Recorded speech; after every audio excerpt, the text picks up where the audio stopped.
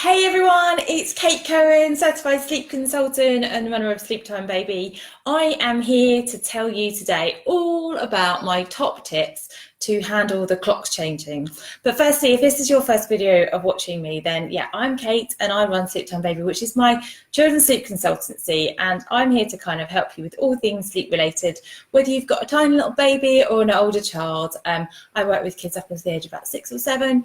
So I'm here to kind of answer your sleep problems and help you out. But today, what I'm going to talk about is the clocks changing. So here in the UK, the clocks fall back, that American term, on the 27th of October. So what will happen is that we will find that we're losing an hour. I always get a bit confused, but our 7 o'clock will become 6 o'clock. So we're losing that hour potentially in bed if we ever had it to begin with. So people often worry about what's going to happen, because if you've got an early riser, is it going to get even earlier? And how do you kind of navigate that change? So the idea today is to tell you my top 5 tips to kind of handle that clock change so that you can ease into the new time zone nice and easily.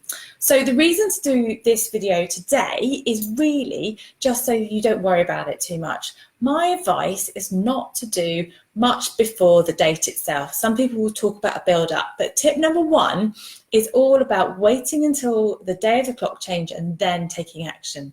So on the morning of the 27th, when you get up in that morning, then you change all the clocks and start on that new kind of time zone so that you're not worrying about it too much and just take it all on that day. So that's tip number 1, sorry. Tip number 2 is all about how to handle bedtime. So what we're looking to do is navigate that kind of hours change. And so what I would suggest that you do is try and sort of split the difference almost. So let's imagine a scenario whereby your child normally goes to bed at 7 o'clock. So that will become like 6 o'clock in their body clock the next day. So what you want to make sure you're doing is accommodating for that, but trying to handle the change.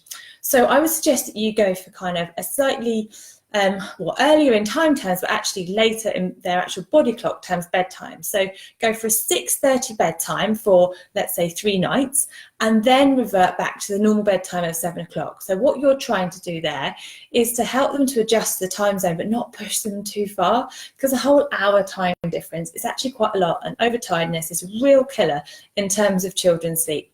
So bear that in mind from a bedtime point of view.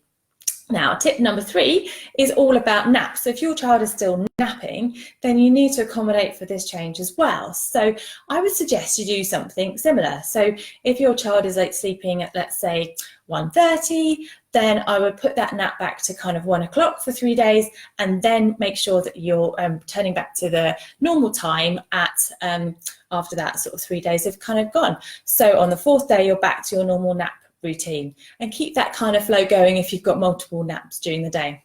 Now, in terms of what to do with those early mornings, because it's possible that's going to creep in, if you've got an older child that either can perhaps understand colours or have numbers, then there's a couple of things you can do. You could use like a grow clock, or you could use like a digital clock that you cover the minutes over, and if you've got kind of big numbers that they can recognise, you can use those 2 things to sort of manipulate when it's okay to get up.